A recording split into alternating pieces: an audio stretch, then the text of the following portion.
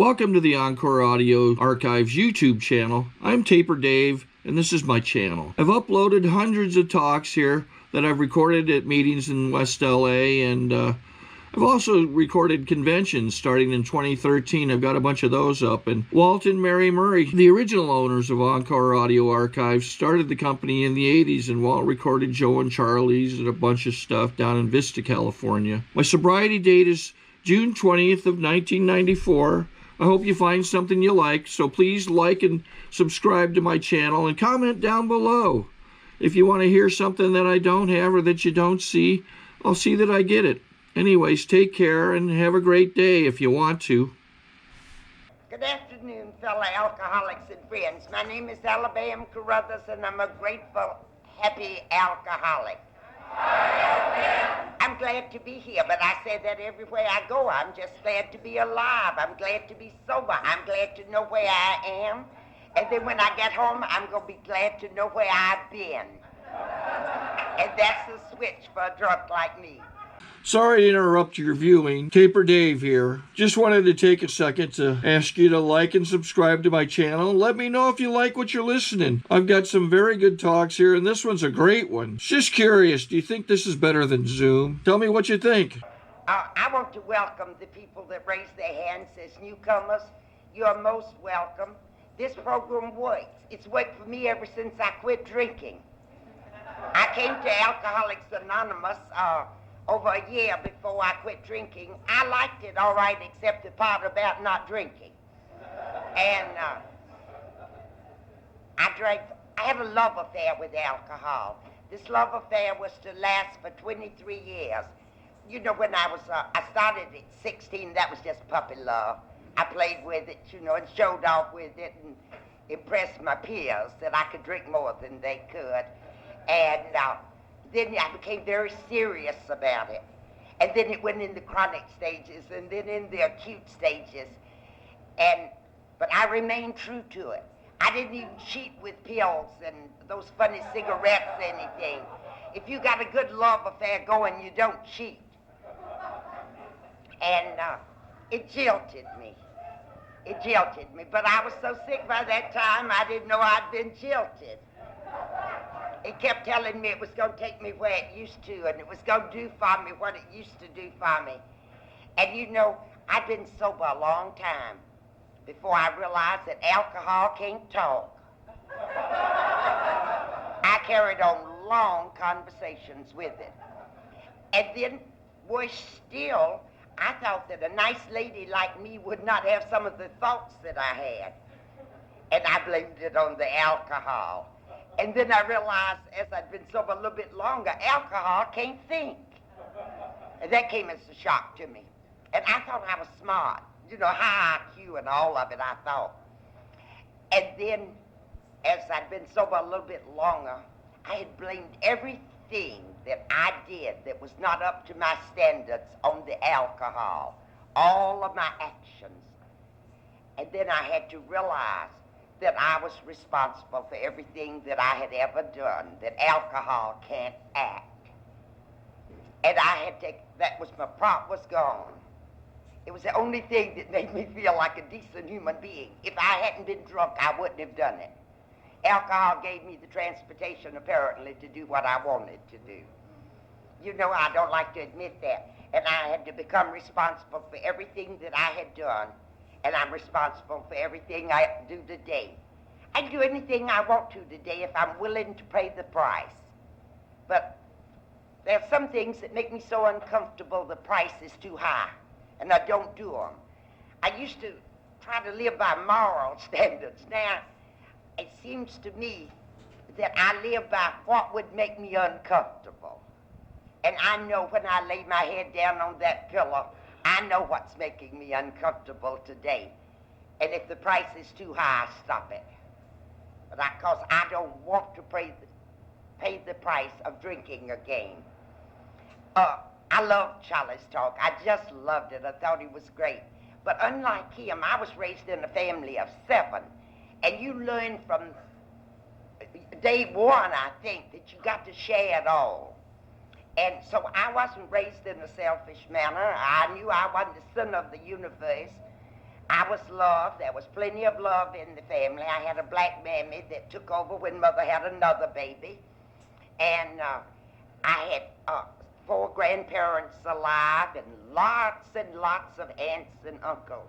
And I was raised in a small town where I knew everybody. And there wasn't anything wrong with my childhood. I went to church, and I loved God, and I knew he was good, and I knew he loved me, and I loved Jesus, and I sang about it, and I was happy. I was happy. I was a leader in my school, which it isn't hard in a small school, you know. But I was a part of as a young woman, and I feel a part of today. But there was that long period of time that I was not a part of anymore. I was separate and I was different. And I was isolated when I was with people, and I was lonely when I was people. And I had never known the word lonely as a young woman. But after I started drinking, and after I had to start telling people what I was like, and not sharing with them what I had done, I felt apart and separate from. But I married the only man I wasn't spoiled. I meant to bring that out. But, you know, after I got about 18, there were some men that liked to spoil me, and I liked being spoiled. I married the only man I'd ever wanted to marry, and he was my dream of Prince Charming. He was a mining engineer, and I was a gold digger.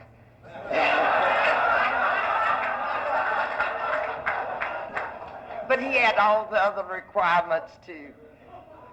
And this would have been a very, very happy marriage except for my drinking.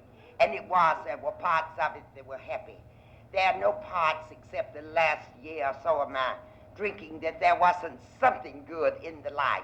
I'm not going to have time to tell you about 23 years drinking. They have a saying in Texas, if you don't tell your sobriety date, it possibly means you don't have one. So through the grace of God, and Alcoholics Anonymous and the Fellowship of Alcoholics Anonymous and my desire to be sober, I am 29 years and 8 months, and I think it's 28 or 29 days, and I'm impressed.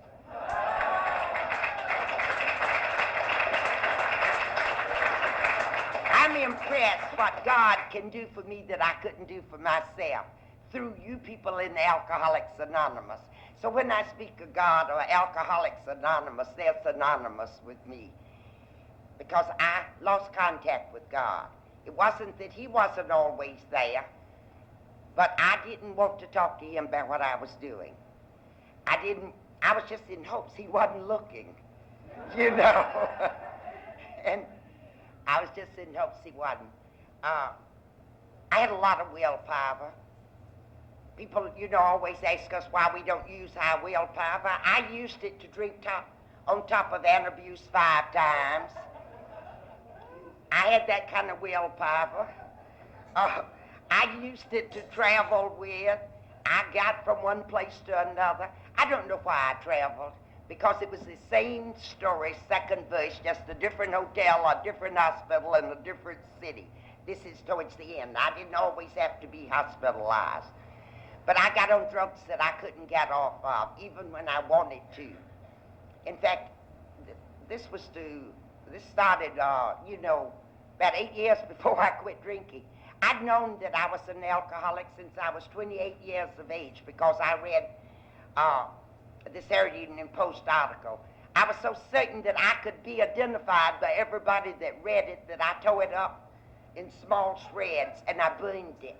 And I prayed that they'd be out of it on the newsstand before we got to the mining camp into town. And they were. I didn't want my husband to know I was an alcoholic. I didn't want my husband to know it was the first drink that got me drunk. He thought it was the last filth I'd had. And so did I. And so did I.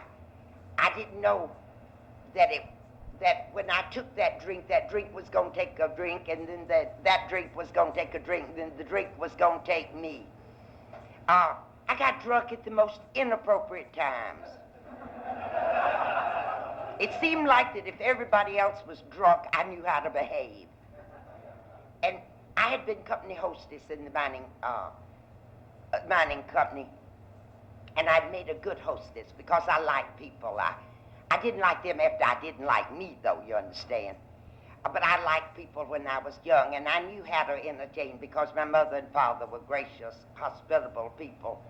And I come from a kind of family that had a lot of parties and so forth. And I was at a party that the chairman of the board was giving for the main stockholders and officers of the company. It was in the nicest club that we had in North Carolina, and we had center front stage, and our table was the best in the house, and I'm sitting to the right of the chairman of the board. And I told some little silly joke about the devaluation of the American dollar. And he looked at me and he said, where these people at this table could hear him, Evelyn, that's my real name. Evelyn, I didn't know you had communistic ideas. But you don't say that to a drunken rebel. No way. My husband had never heard me swear because we were not allowed to, and I didn't hear it in the home. But I'd heard the men driving the cows and the cattle in, you know, from the pastures, and I'd heard the words, and I knew what they meant. And I called him a son of a bitch, and my voice carries, and I intended it to. Everybody in the room could hear it. And I told him that my family was making this a safe democracy when his family was trying to get steerage together. And it was true. That's what reason it hurt. I'd wanted to tell him that for years.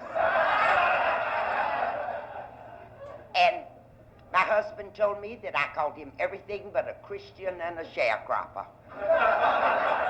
On the way home, my husband said he was going to resign from the company. My husband was a number of years my senior, and he was fixed for life. He founded a lot of the mines farm, and he either was in management or a consultant with the company, and I knew he was fixed for the rest of his life. And I said, you can't. So I said, when we get home, I want you to pack, and I'm going to leave you, and you don't have to leave your job.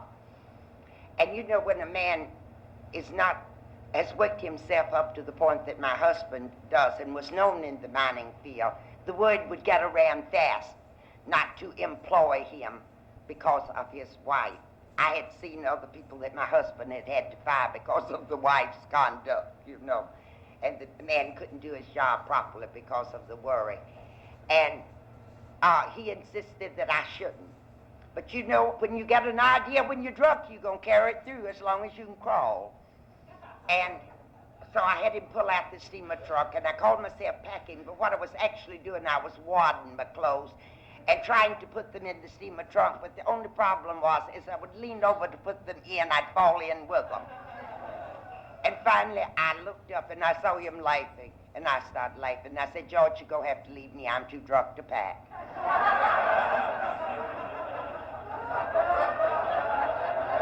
He wasn't fired, but they never had anything but stag parties in that company until he died. They couldn't insult him by not inviting his wife. And it was miserable. I sort of was on probation in that marriage. At least that's the way I felt. That's the way I felt. I had been able to travel to all the stockholders' meetings with all my expenses paid, and I was no longer invited to go to San Francisco and New York with them, to the president's home or the chairman of the board's home, and I liked it. I liked high living. But you know, I'm living high on the hog here. I have everything I want and everything I need too.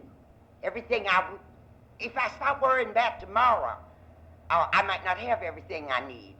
I won't. But see, I try to live in the day, just for the day. I have everything I need. I'm in good health. I like the work I do. I like coming out and talking to you, and I particularly love going in here, you talk. I like going to AA meetings. Somebody asked me at my age why I go to so many.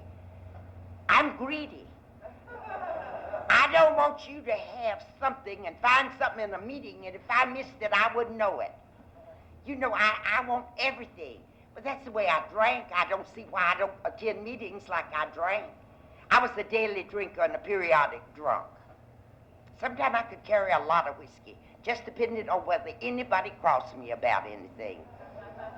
I wasn't a fighting drunk unless you tried to take my bottle away from me. I didn't care. I just plain didn't care, as long as I had my bottle. You know, and when I got in those mellow things, you could say anything you wanted to me, and it wouldn't make any difference. I told you I didn't cheat with the pills, but since I've been sober, I had surgery, and they gave me Demerol. And I told the doctor, you better get me off of it as quick as possible. And he said, why? We think it's working beautifully. You're reacting beautifully to it. I'm allergic to many things besides alcohol. He says, how does it make you feel? And I said, doctor, I know everything that's happening, but I don't give a damn. You could say anything to me, and I wouldn't care. I'd just look at you and smile and say, isn't that nice? And that's the way it made me feel. And whiskey used to make me feel that way, too. Whiskey used to do. I liked the taste of whiskey. I liked what it did, and I hated it when it made me a lesser person. I came here believing I was a moral leper. And you told me that I was sick, and I was not bad, and that I was here to get well and not to get good. And you know, that took a lot of sting of the disease off of me, and it made me feel that I had a chance to become me again. See, I had forgotten who I was. I had forgotten who I was. I had forgotten that I was one of God's kids. And I stole that one for Chuck, but I added that God doesn't have any stepchildren either. And I believe this, and I know it. And I know if you're here, and if you want sobriety today, and if you're willing to put the cap on the jug and to stay close to us, I know this program will work for you, because you could not be any sicker than I was when I came in. I couldn't even read in my first month. My eyes wouldn't focus. My eyes wouldn't focus. I was in so many hospitals under false diagnosis. I never told the truth. That kind of line hasn't been hard for me to quit, you know, but the line by intimation is the kind of line that was hard for me to quit. I used to tell people, beginning with my mother, the truth, like, what Mother'd say, what did you do last night? I don't know, Mother, I got drunk. I don't know what the rest of them did. And I'd laugh and shrug my shoulders, and my mother'd say, Evelyn, someday people are going to believe you. So I found out I could do that. And it's the most vicious form of lying I know, because it's hard to break. And my sponsor just told me to put down I was a lie. It didn't matter whether it was by intimation or a direct lie, but he said intimation might be harder to break.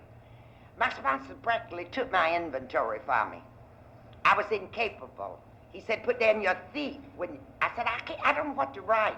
And I said, but Walter, I didn't steal money since I was a kid. I might pick up nickels and dimes that didn't belong to me in the house, you know. And he said, well, you said you went out with married men. And I said, so what? And he said, you stole them from their wives. And that's stealing. And their families. And he said they possibly spent money on you that their wives and families needed. And I said, Walt, you don't understand. I didn't go out with men that didn't have enough for all of us. And I had an answer for everything, because I thought I was different then. I want to tell you what made me feel so good. That's the reason I intimate. I tell a great deal about what I was like up here. See, I told you I thought I was a moral leper. And I came into a very small group of people in Missouri, at Independence, Missouri, for the last time that I came in AA to stay, you know, with a desire to stop drinking. And we didn't have many women in AA, and most of these women were transplants, and they had been in jail, and they had slept in cars, and, you know, they'd been on Skid Row. See, I was so ignorant that I didn't know that I was on Skid Row in my head. You know, everywhere I went, I took Skid Row with me. But I thought if you were in the Pierre or the Waldorf Astoria or the Carlisle or something, I didn't think, because I drank there, I didn't think I was on Skid Row. But see, I know I'm no different than those girls. But I didn't know it at the time. I didn't want to know it at the time. I couldn't stand to look at it. And there was this lovely girl that was visiting in Kansas City from Texas who had been sober a little while. And they asked her to speak. And she came over in this beautiful hat like O'Reilly has on today. And she came over in this beautiful hat, and she stood up there beautifully groomed with sparkle in her eyes, and she intimated she'd done everything I'd ever done. And I want to tell you, it took the sting off. It made me more willing to accept me as I arrived here.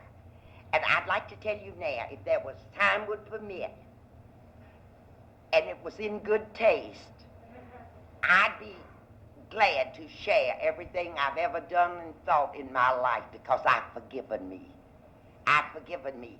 My sponsor told me I didn't have any right not to forgive me for the past. But if I continued doing it, I couldn't forgive me, you see. And he told me that God had already forgiven me, and it would be an insult to God not to accept his forgiveness.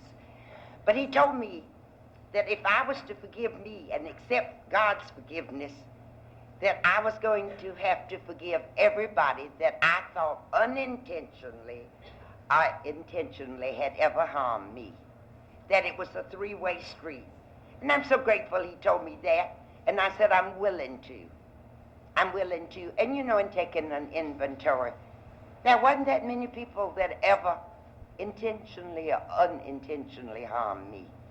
There just weren't that many people. I was the enemy. I was the enemy. And after I'd been sober a while, I found out that alcohol wasn't even a problem. But newcomers, if you are here and you are still drinking or thinking drinking, alcohol is your problem. But when you quit drinking and make the decision not to drink, we are the problem. And that's the reason I bring me back here to lots and lots of meetings, so I can learn to live one day at a time. So I can learn to give to you to the best of my ability. You see, what I was hunting for in that bottle, I do believe, was purpose in life. And at one time in my life, I had purpose. I didn't drink because I was uncomfortable at social situations. I was born high. You know, honest to God, at first when I started drinking, whiskey is a depressant, I found out after I got here. But it brought me down about to the level of the other people that were at the party. Because I was an enthusiastic young girl. And I'm enthusiastic now. This program makes me enthusiastic. I see so many beautiful things every day, but see, I practice seeing them. I practice seeing them and thanking God for them. I was the kind of kid when I was growing up, I even wanted to be a missionary, and I didn't know what sins I'd talk to them about because I hadn't committed to them then. I sure could have now, you know. But I was the kind of kid that had wished that I could live in the biblical days and seen God, Jesus perform his miracles. And do you know, I see more miracles every day of my life now that has ever been recorded in the Bible or elsewhere. Because every one of us that are sober today are living miracles. Every one of us. And I thank God for the miracle of sobriety, of the miracle of recovery, of the miracle that I have found some purpose in living. The book tells me that my purpose for living to be a service to God and to man. And you see, the thing of it is, I like doing that. I like doing that. There's nothing I like better than working with a new girl on this program, or a new man. At my age, you can, and nobody talks about you. In case I didn't tell you my age, and I've always been afraid I'd intimate and lie about that. And by telling my age, it makes me comfortable with my age. I don't mind being 69. I don't mind at all. It's got a lot of advantages. I got a call to come up to Portland to speak at the Young People's Convention this fall. And I said, I would just love to come, but do they know how old I am? And she said, well, we know you didn't get in here until you were in your late 30s, and we know that you've been sober around 30 years. Yes, we have a pretty good idea. And I said, well, there's nothing I'd rather do than to speak to the young people, you know, because they're going to be our lifeblood of this society. But I just wanted to be sure that they wouldn't be shocked when an old woman arrived there. I said, I don't feel old. I don't act old, but my age is old. And it's such a joy not to have to be anything than yourself. It's such a joy not to have to lie anymore. I learned that I don't have to answer something if I don't want to. I've learned that I prefer to say, if I got to lie or either make you uncomfortable, one, I've learned to say I prefer not to discuss it. You know, I don't have to answer somebody if I've got to lie to them, or if I feel that it would be unkind to tell them the truth. I can just say I don't want to talk about it, and nobody questions it. It's given me a freedom to be. When I first moved in the apartment building I live in, you know, I don't drive, don't have a car even. And a lot of different men pick me up. And I go out with men sometime other than picking me up for meetings. And I just moved in this place, and they didn't know I was an alcoholic. I'd never have cared who knew, but I don't see any need of going around and wearing a tag, I am an alcoholic, you know. But I really don't care who knows. But I'd been out playing bridge, and we played until the sun came up in the morning. And it was with another AA man and a AA couple. And we had breakfast with them. So, you know, it's light when I'm coming in. I've just moved in this apartment building. And I said to the man, now would you be quiet? You don't want me up the steps because I don't want to wake up everybody, and I'm in this new apartment building and tagging in here at this time of morning. And he said, okay. We got right in front of the building under all the windows, and he said, $100?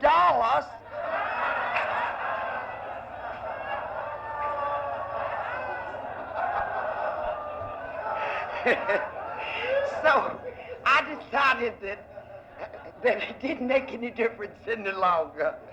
That it didn't make any difference any longer what they knew and what they didn't know. And I really laughed about it myself after I decided that. But that was sort of a shocking way to move into a new apartment building. But I love being free, being me, being able to walk with my head up and to look anybody straight in the eye and not feel better than, or different than, but the same as. The same as. I was in New York in 1952. I went there sometime in July, God knows when, only knows when.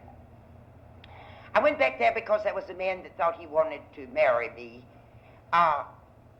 Anytime I'd been with him, we'd been on weekends, and it was a lot of social drinking. I called it social, it really wasn't. And we went to Connecticut to his home, and he had all of his family there to meet me, and they partied a lot when I got there. I overheard his little mother, who was there, telling one of his sister-in-laws that I was a lovely Southern belle. And the bell quit chiming while I was there, and it started clanging. I found out they were heavy social drinkers.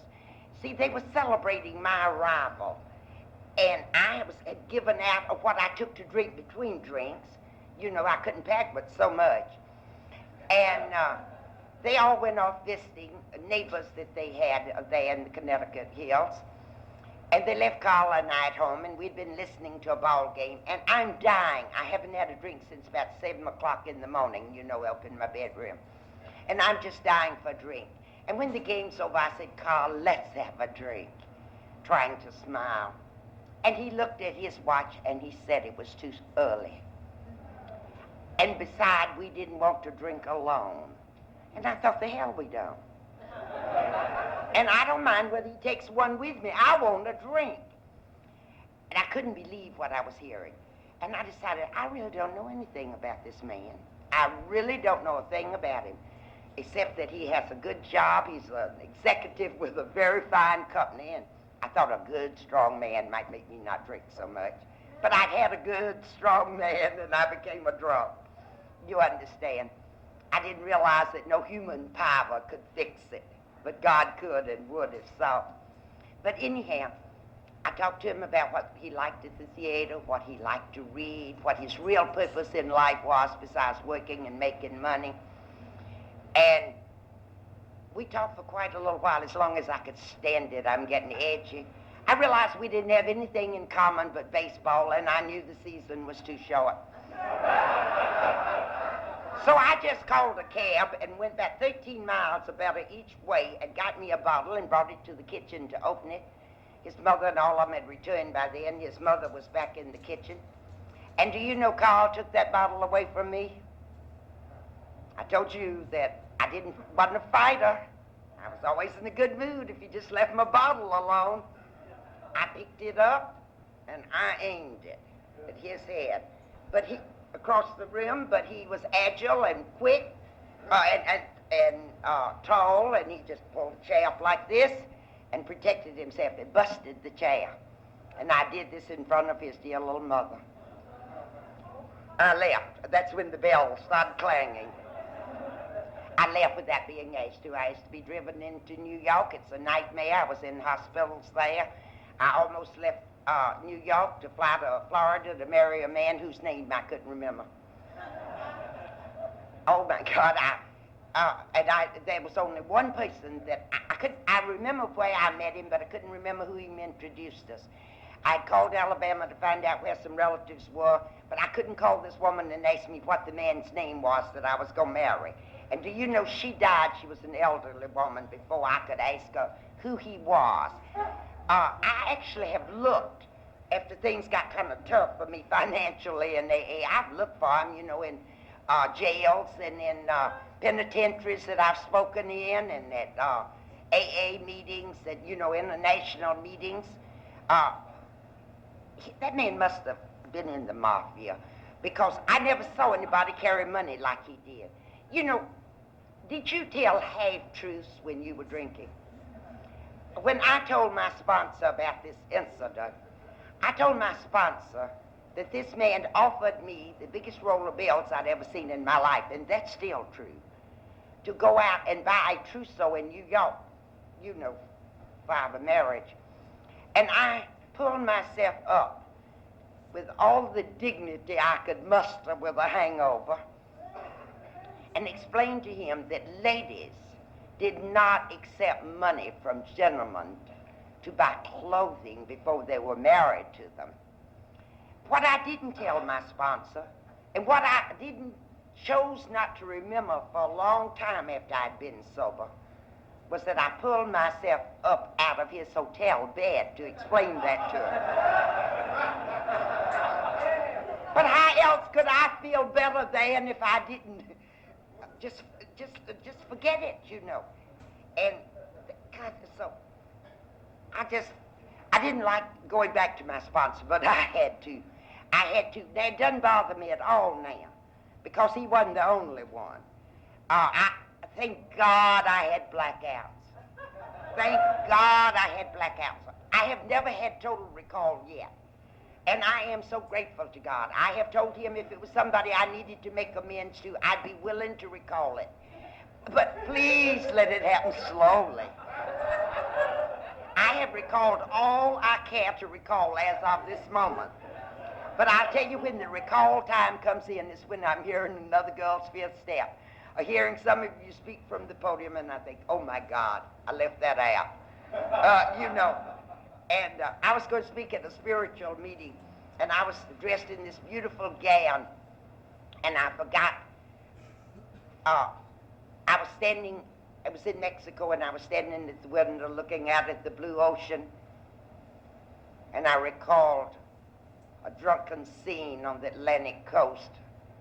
I went with Carl and his brother before the scene that I told you about, to a place that they had summered, his family had summered for generations, and the manager gave a party in my honor.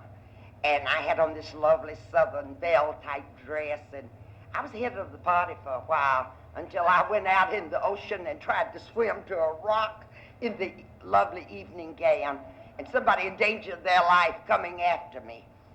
And then that was the night I forgot which brother I went with. Unfortunately, I didn't remember it until I was at least 25 years sober and I could handle it.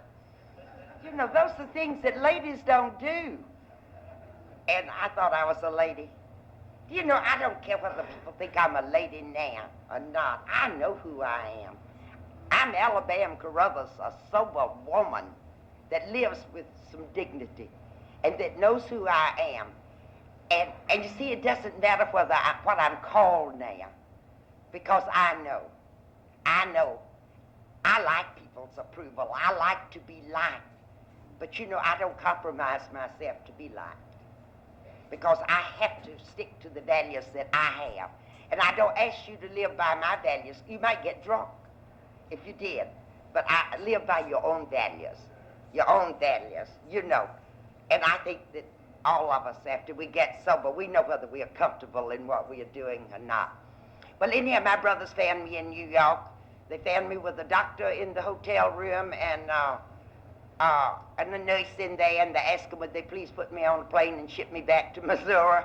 And they said they didn't know whether they could get me on the plane. They said, you get a wheelchair, you get somebody pushing her, you get somebody walking in front of it. It's when you used to, you know, go out on the field to get in the plane. And then one of you show her that you got a fifth in a sack. And you one person walk ahead of her up the steps and to the seat that she is assigned. She'll follow. She'll get out of that wheelchair and she'll follow right up. And that's what happened. They got me home and they said they were going to have me incarcerated for and declared incapable of managing my own life. And I said, but you know, I'm only insane when I'm drinking. You know, that's questionable now. I know better that my actions were insane, drunk or sober, between drunks. I wouldn't have started back the next time after nearly dying so many times. And I knew they didn't want to, but they had two doctors that said they would sign the papers because they loved me. And I knew my brothers didn't want to, because you don't like to admit your sister's insane. It's kind of a stigma. And so they didn't. And they they asked me not to show up, please, at the parties that they were invited to, and that because they could hack it, but my sister-in-laws couldn't, and they prefer I stay out of their homes when I was drinking. Their children seemingly knew I was sick and not bad, and let's keep it that way, or something of that nature. And they just not doing for me like they always had. And I had to go in the hospital for breast surgery, and the doctors, when I called the family and told them I had two, they got two other specialists. They all thought maybe it might be malignant. And I could tell the way my family looked at me. Poor Evelyn. You've known you had these lumps a long time, and you possibly drank like that because you thought you were dying of cancer. Folks, I want to tell you the truth. I never thought I was dying of cancer. I didn't think God was going to let me die in such a respectable manner. And I wasn't a bit concerned about dying of it. And it wasn't malignant, as I knew it wouldn't be. They had the doctors keep me in the hospital 3 weeks to build me up so I could drink again. They said so I wouldn't have to drink again.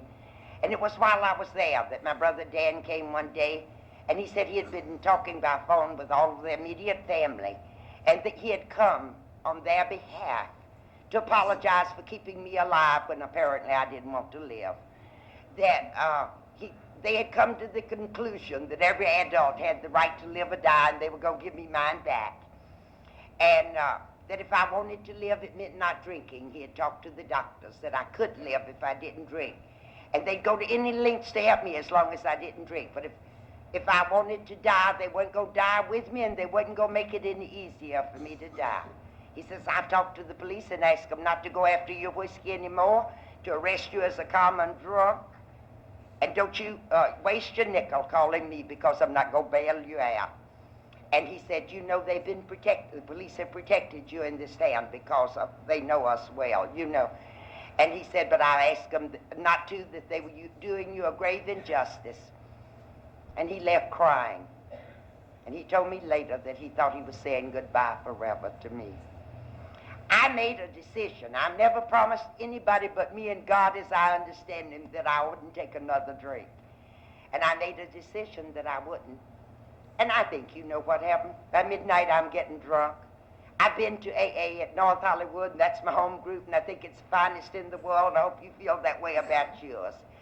But I couldn't stay sober. I went back and forth to meetings. I couldn't stay sober because I wouldn't quit drinking. I wanted to stay sober. You couldn't teach me how to control my drinking, and that's what I wanted. And so it was to no avail.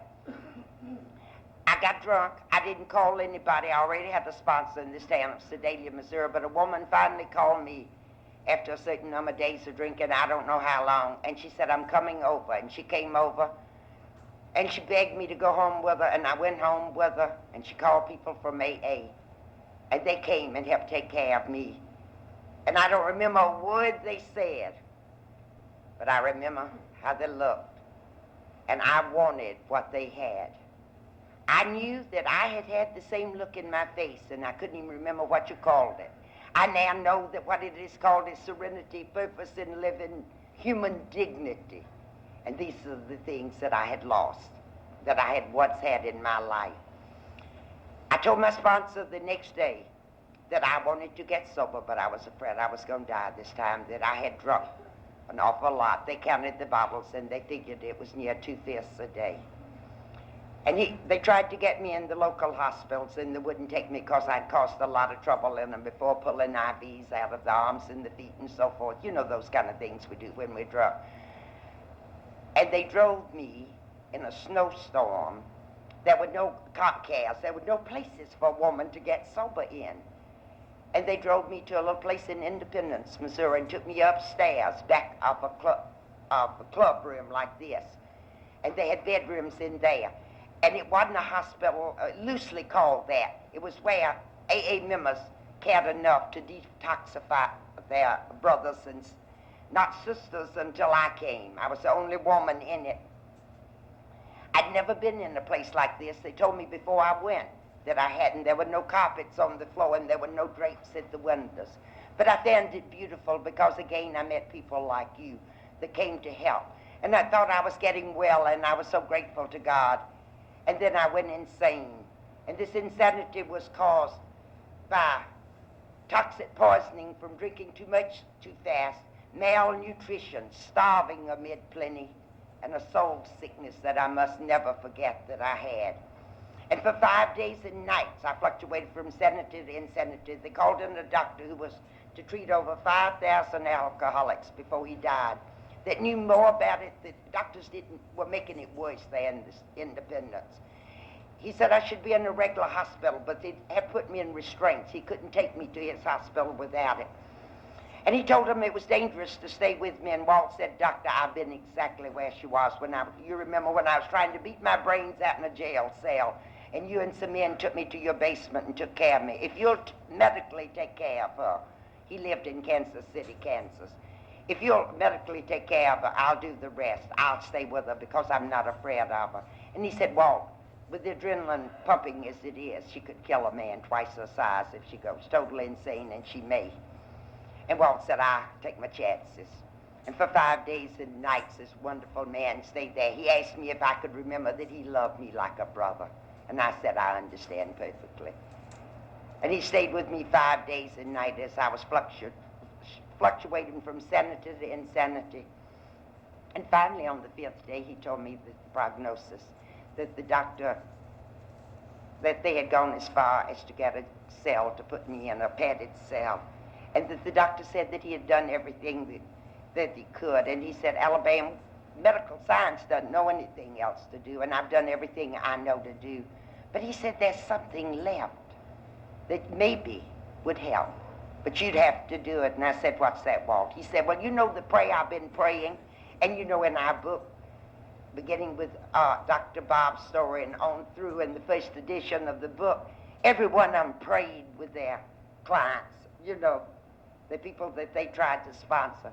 And he said, you know, I've been praying that God would restore you to sanity and remove the obsession for you to drink on a lifetime basis, a day at a time. He said, maybe God's polite. Maybe he won't come where he's uninvited by the host.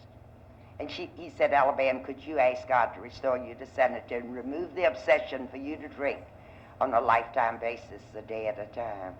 And I did. The miracle happened.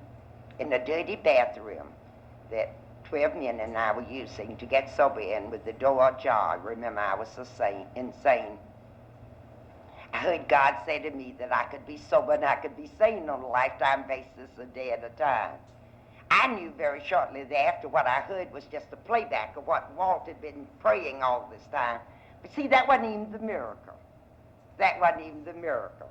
The miracle was that I not only heard it, but there hasn't been a day that I haven't believed it for the last 29 years, 8 months, and 28 or 29 days. That's the miracle. The miracle can happen to you, newcomers. You can make the decision today that you're alcoholic and that your life's unmanageable. And you can come to believe that God can and will restore you to sanity if he'll restore Alabam to sanity. And you can make a decision to turn your will and your life over to him. This isn't something that takes a year of working on. It's something that we can do in a day's time. I know because it happened to me. It happened to me. So when I stand up here and tell you I'm a grateful, happy alcoholic, and that I am impressed with the sobriety, I'm simply just telling you what God and Alcoholics Anonymous can do for those of us who choose to remain sober. Thank you.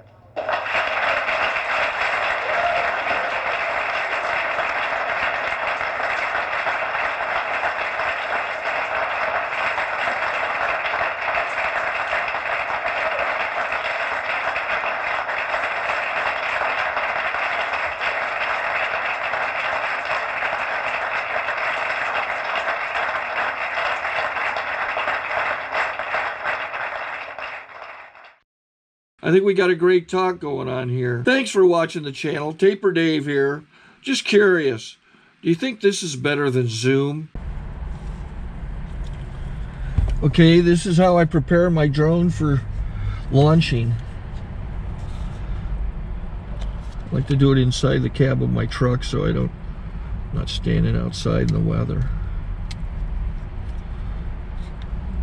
To install the joysticks for control, up and down, right and left, powered on. I have an Android phone that I use to connect it to the drone with, and it's actually controlled through the iPhone, through an app. Oops, wrong way. It's actually controlled through the iPhone, or through this Android phone, through the app.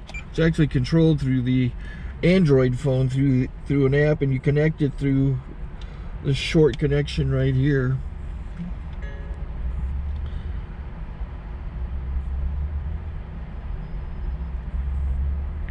Remote control connected. Remote control's connected. So I pull out the drone. I have to extend the legs, long legs extended first, then the short legs. Remove the gimbal protector. Set that aside, then power it on one short burst and one long burst. I lay it down. So I have to go to calibrate. So the drone's not connected yet. It shows you here as this drone gets disconnected, even though the remote's powered on. So the drone has to establish it's connected. So I go into the app to calibration mode. First I'll calibrate the remote controller.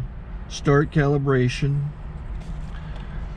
Out, in, oop, out, in, up, down. And then this little wheel is to control the gimbal. So it's calibrated.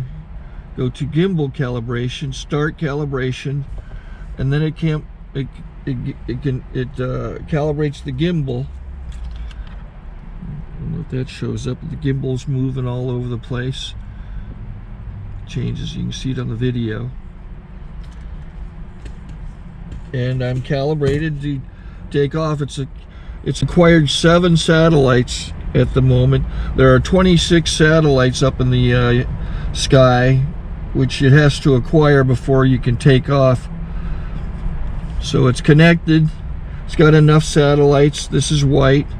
I can go to press this little arrow button, swipe right to take off, and it would start the motors if I slid this to the right. But I'll wait till I get outside. Don't want to do it inside.